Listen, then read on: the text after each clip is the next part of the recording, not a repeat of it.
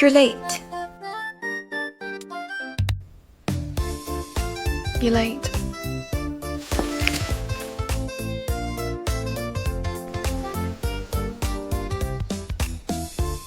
You're late.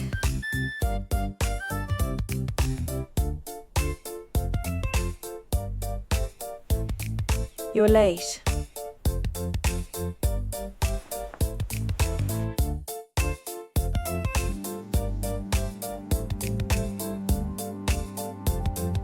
You're late.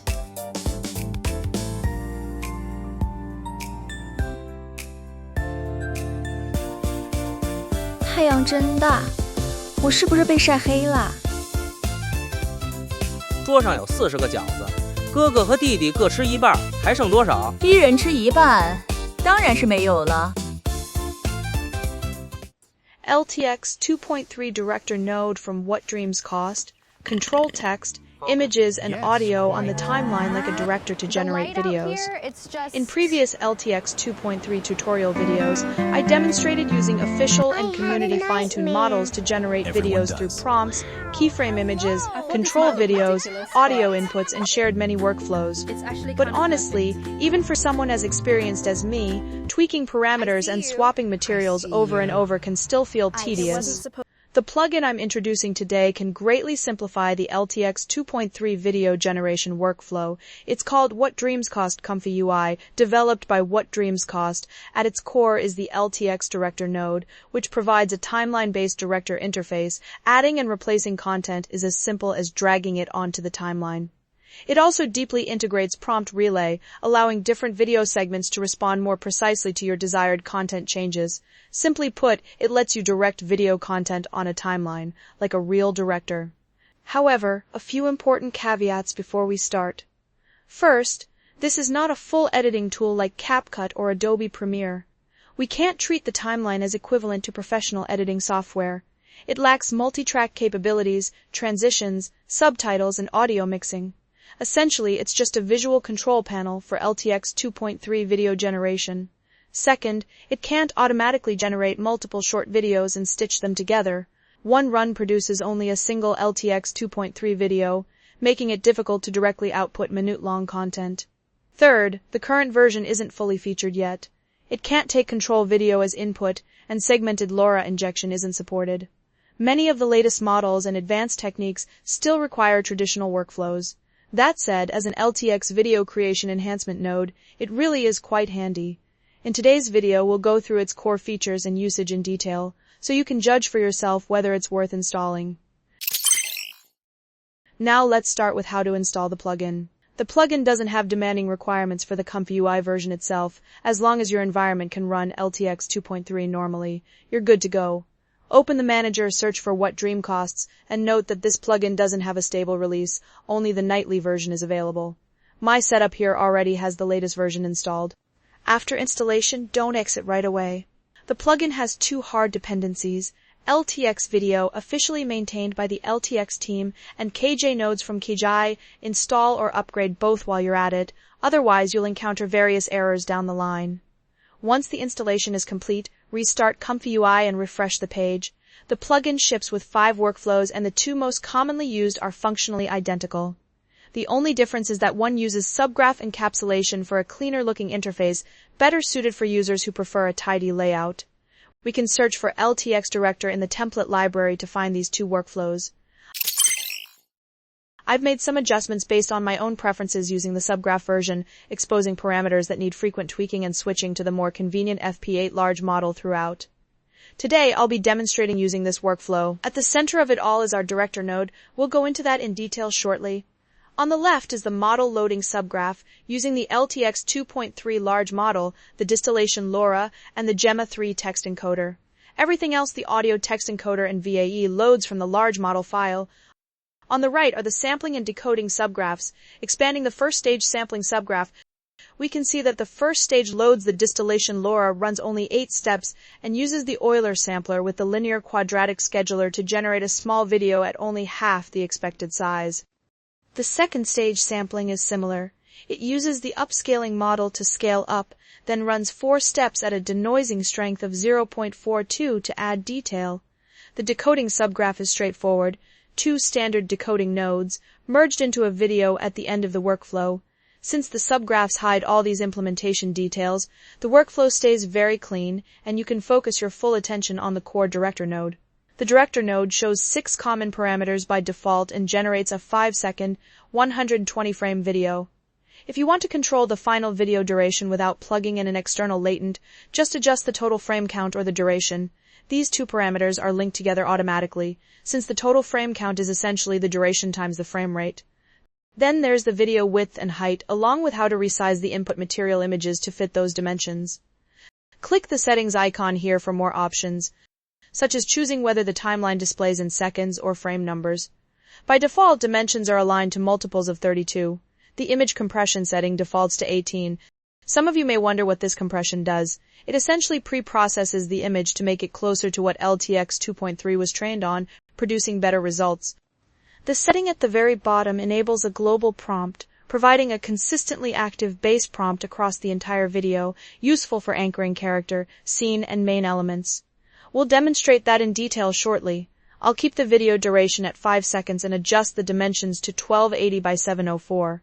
As for why the height isn't 720, LTX 2.3 requires dimensions divisible by 32.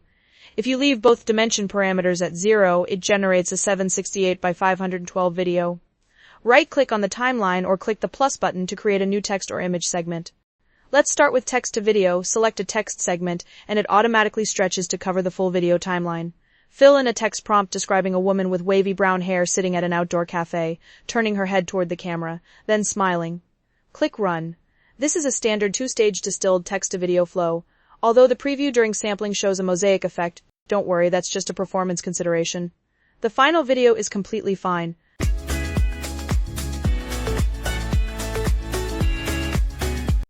The woman's head turned from a side profile toward the camera, and the progression from a subtle smile to a cheerful smile showing teeth are both smooth and natural. Expression changes are very realistic, and her eyes are lively and expressive. Of course, single instruction video generation can hardly be called directing. We need to make things more complex. I add a second text segment after the first one on the timeline, then adjust the durations of both segments so they fill the full 5 seconds together. Fill in the prompt for the second segment. This plugin uses prompt relay technology. It converts the various prompts on the timeline into time-varying, strength-adjusting condition signals based on the actual time ranges of each segment, not exactly equal to their duration. Within its assigned time range, a text prompt has the strongest influence. Once it leaves that range, the effect quickly fades. However, if a segment is followed by a blank area, that blank space gets merged into the previous segment. So when there's only one prompt across the entire timeline, it typically ends up influencing the entire video generation.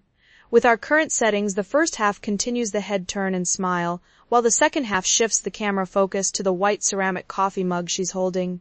Run it again, and the video looks like this.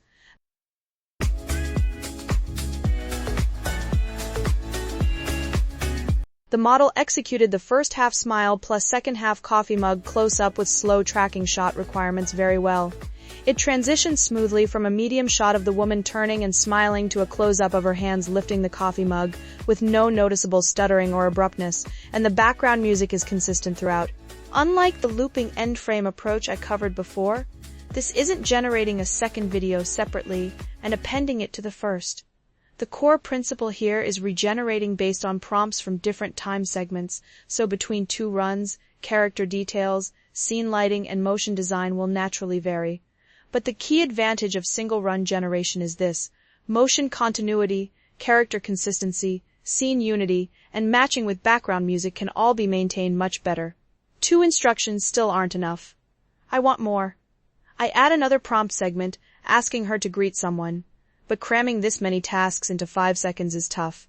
I increase the total duration to 10 seconds and casually adjust the time ranges of the 3 segments. When orchestrating these instructions, you really need to have a basic sense of how much time each action requires. If a simple action is assigned too much duration, the character's performance can feel stiff, even like slow motion. Conversely, if a complex action doesn't get enough time, parts of it tend to get skipped. Click Run and check the generated video.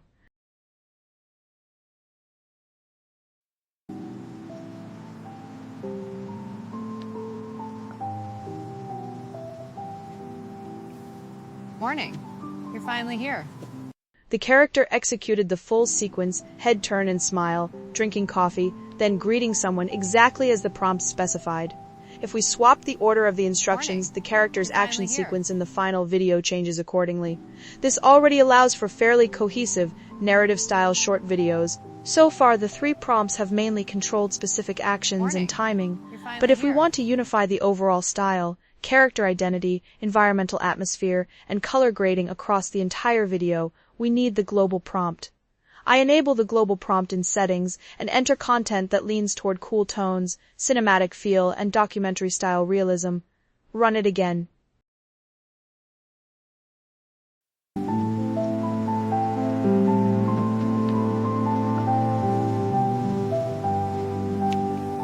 Morning. You're finally here. This time, the result not only maintains the same sequence of 3 specific actions, but also presents a beautiful, cool-toned cinematic look, stronger blue atmosphere, more cinematic lighting, and a much more polished overall visual. Of course, there are also some imperfections, such as the character's fingers having issues. That's the LTX 2.3 model's problem. Roll a few more times, or switch to a model with stronger anatomical accuracy like Sulfur 2. I'll demonstrate that later in this video. Image to video is the real productivity scenario. Text to video is just the appetizer. Clear the director node and return the workflow to its initial state. Drag an image directly onto the timeline, and it automatically creates an image segment. I set the video width to 1280 and keep the height at 0. This preserves the original aspect ratio without stretching or cropping the image. Set a prompt for this image segment, have her blink, then deliver a gentle, clear whisper, "You're late." Viewers with sharp eyes may have noticed that image segments don't automatically stretch like text segments do. They only occupy about 1 second of time. Do we need to manually adjust them to cover the full timeline? Not at all. Let me explain how image segments work. The image segment in the director node differs from the traditional concept of a keyframe. It requires a text prompt to be filled in, or it will throw an error. You can think of it as consisting of 2 parts. One part is the image itself, injected as visual guidance at the starting frame of the segment. Its influence strength is controlled by the guidance strength parameter.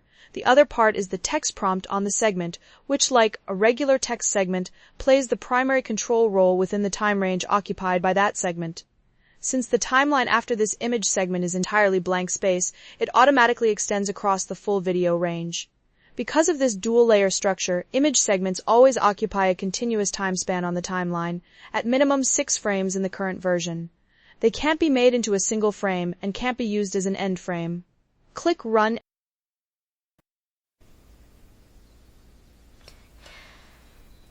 You're late. LTX 2.3's image-to-video quality is still very solid.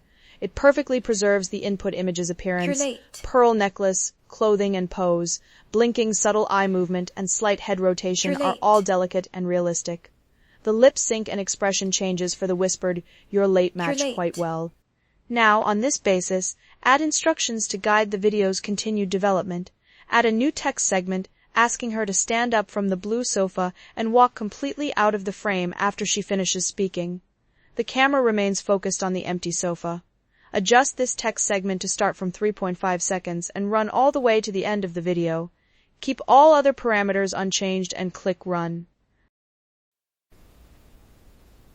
You're late.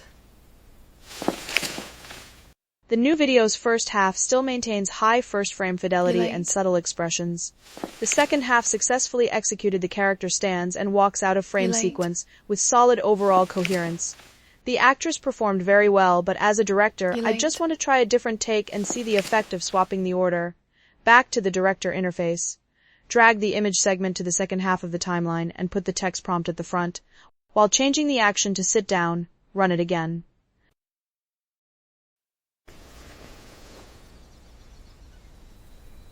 You're late. The sequence of sitting down, looking at the camera, and delivering the line is very clear, and the lip sync matches the "you're late" You're expression late. quite naturally. Although the image is injected only in the second half, the character's appearance, outfit, late. and pearl necklace remain highly consistent throughout the video. As a strict director, I feel You're this late. video's emotional depth isn't rich enough. I need to give the actress more to do and enrich the performance layers. Keep the image segment in the middle with a text segment before and after. The front segment has the character sitting against the blue sofa, eyes closed and motionless, creating a serene atmosphere. The back segment is silence, a slight downward tilt of the head, raising a hand to gently touch the pearl necklace at her neck, with a soft, contemplative expression. Extend the total duration to 10 seconds and redistribute the 3 segments evenly across the timeline. Click Run.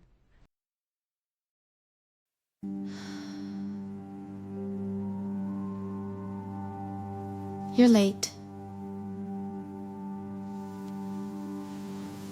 The output quality is still solid. Character consistency is excellent throughout. The closed eye state at the start is clear. The subsequent necklace-touching motion flows naturally, and the emotional transition is well-paced. The slow right tracking shot and cool color grading requested in the prompts were both executed precisely. There are 2 minor imperfections. The hand touches closer to the neck than the necklace, and the final action is slightly blurry. These are the inherent randomness of the LTX 2.3 model itself. Roll a few more times and they'll resolve, not the director's fault. To find a better feel, let's swap the order of the 2 text segments and see how this one turns out.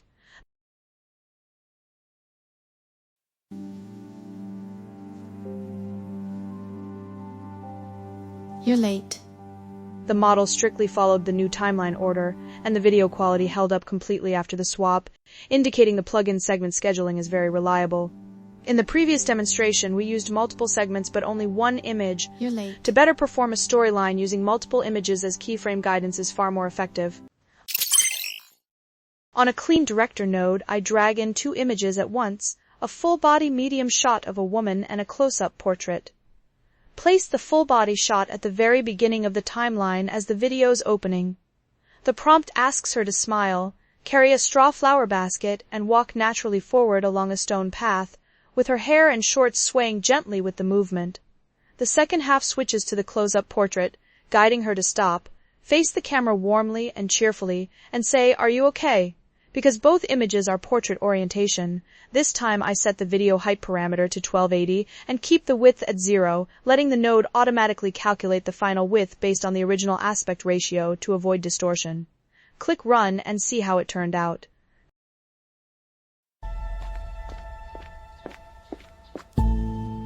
Are you okay?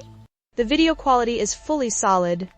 Character consistency is strong, the walking motion in the first half is natural, and details like the basket, smile, and hair swaying are well executed. The close-up expression in the second half is sweet, and the lip sync and eye contact during the "Are you okay" line are quite natural. However, the transition from the full-body walking shot to the close-up portrait feels a bit harsh. There's a noticeable jump cut sensation. Let's try to address that.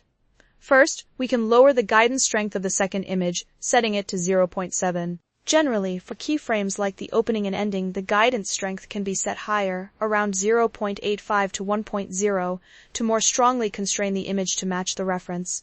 For mid-transition segments, you can be more flexible. If you find character movement too stiff, lip sync not keeping up with the audio, or the camera transition unnatural, try lowering the strength to 0.4 to 0.7, giving the model more room for movement and variation. Looking at this run's result, Are you okay? the harsh cut issue is somewhat improved, but the walk-to-stop transition is still slightly mechanical.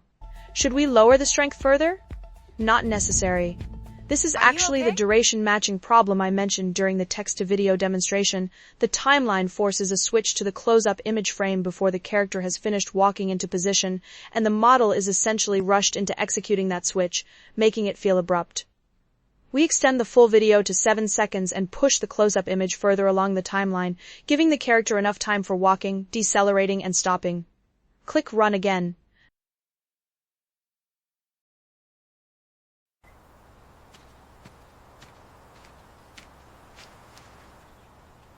Are you okay? This time the transition issue is significantly improved. The change from full-body walking to close-up portrait flows much more smoothly, with no noticeable jump cut or harsh transition feeling, and the camera push and rhythm feels comfortable. A reminder, when using the director node, you really need to think like a director. It's not just about arranging action sequences, time control and pacing distribution are equally critical. Beyond text and images, the Director node also supports audio input, making it much simpler and more direct to generate videos matched to a given voice recording. This time I drag in a character image and a pre-recorded audio segment. The core goal is to have the character speak with precise lip sync. Note that the custom audio option must be enabled here, otherwise the uploaded audio won't be used. The audio is 4.17 seconds long. I set the video duration to 4 seconds, add a simple text prompt on the image segment describing this man is speaking, and click Run. The video works well. 桌上有40个饺子，哥哥和弟弟各吃一半，还剩多少？ The character's lip and facial muscle movement during speech match the audio quite well. Blinking, subtle head rotation, and eye movement changes all feel very natural. The white coat, shirt, tie, and overall appearance perfectly preserve the input images features. Back on the timeline, the video just had the man asking a question. To make it more complete, I add a second character to answer him. I drag in a woman image and her corresponding answer audio, adjust the duration, set a simple prompt for this woman is speaking, and run it again. 桌上有40个饺子，哥哥和弟弟各吃一半，还剩多少？一人吃一半，当然是没有了。 This time, the woman's performance is excellent, but the man's lips and face barely move at all. How do we solve this? To get more stable, stronger lip sync matching across multiple characters and audio, the simplest and most effective approach is to load LTX's official lip matching IC LoRa. Add a LoRa load node between the model and director nodes. Select the lip sync LoRa and set strength to 1.0. No other parameters need changing, just run it. 桌上有40个饺子，哥哥和弟弟各吃一半，还剩多少？一人吃一半，当然是没有了。 This time the result is flawless. Both characters' lip sync is extremely precise, expressions are natural and rich, and character consistency is excellent. If we use the same approach to fill in the man's answer, this could directly become a shareable short comedy skit. However, for this kind of scenario, I personally think a looping node that stitches multiple image to video segments together would give better results and efficiency. Next, let me test whether the Director node can support the third-party fine-tuned models based on LTX 2.3 that I introduced in the previous video. Using the image-to-video workflow we just demonstrated, I'll run some practical tests. This time I swap the large model to Sulfur 2, which is the closest to the original version and compatible with nearly the entire original ecosystem. This model has a better-suited distillation LoRa, so I swap that in too. All other parameters stay the same. Run it directly. The final output quality is definitely solid. You're late. Using a professional tool to compare,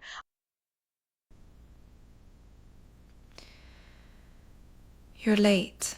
I personally feel that Sulfur 2's output has more refined facial expressions and micro movements with better lighting and texture, but the original model gives slightly larger motion amplitude. If we only swap the large model and keep the original LTX 2.3's distillation LoRa, there won't be any decisive change, just slightly more lively motion. Next, I test 10 Eros. 10 Eros is an extremely powerful model for image-to-video, capable of extremely precise prompt control. But the Director node needs a versatile model that handles text, image, and audio inputs equally well. 10 Eros is more specialized in the image-to-video domain. It needs very detailed prompts to show its strengths, and it works best paired with its own third-party nodes. So it's not a great fit for the Director node's requirements. However, since this is an image-to-video Director workflow, it can definitely run. Let me show everyone what it looks like. Swap the large model to 10 Eros and run it directly.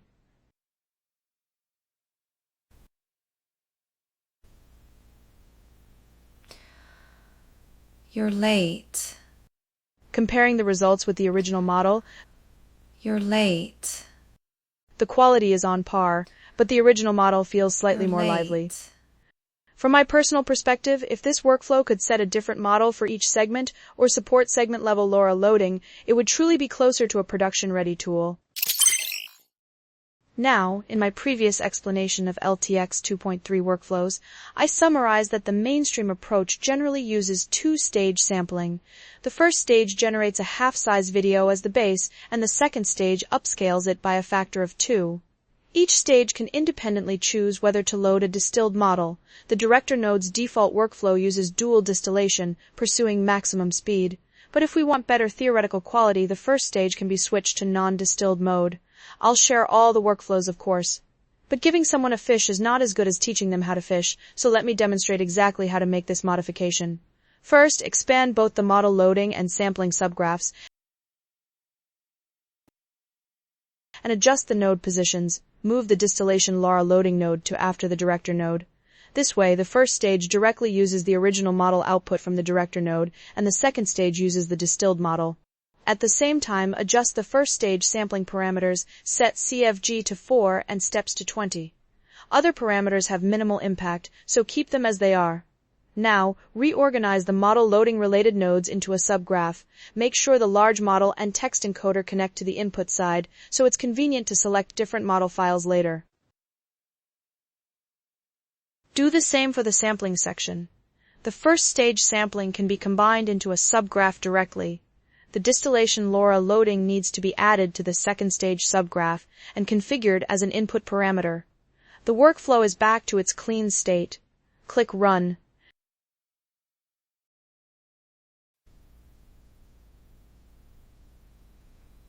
You're late. Since both outputs are good, it's hard to spot the difference. But the first stage generates at a smaller size, You're late. so increasing steps won't significantly impact the total runtime.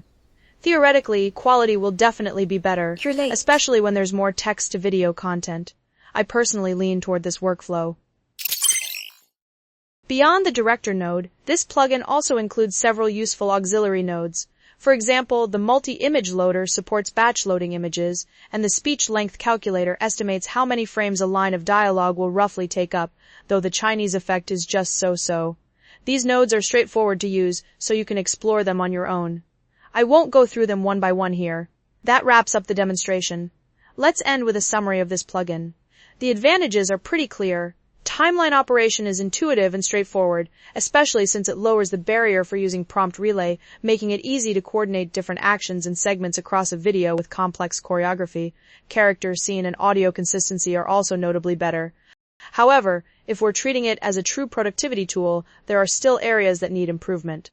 From a runtime capability standpoint, the timeline still fundamentally triggers a single LTX 2.3 video generation run, so the orchestratable total length is limited. It's implemented based on the LTX 2.3 base model, so it can't fully leverage the specialized prompt control capabilities of third-party fine-tuned models like 10 Eros. Additionally, if custom audio input is enabled, the model can no longer generate background music or ambient sounds. Control video input for video re-rendering is also not supported. From a UI and operation standpoint, there are improvements needed as well. For instance, image segments must be paired with a text prompt to run. Images on the timeline can't be replaced directly. They need to be deleted and re-added. The plugin repository already has quite a few open issues. Let's follow the plugin's future development. Alright, that's the end of today's video. If you found this content helpful, please give it a like to show your support. All model, plugin, and resource links mentioned in the video are in the description below. See you in the next video.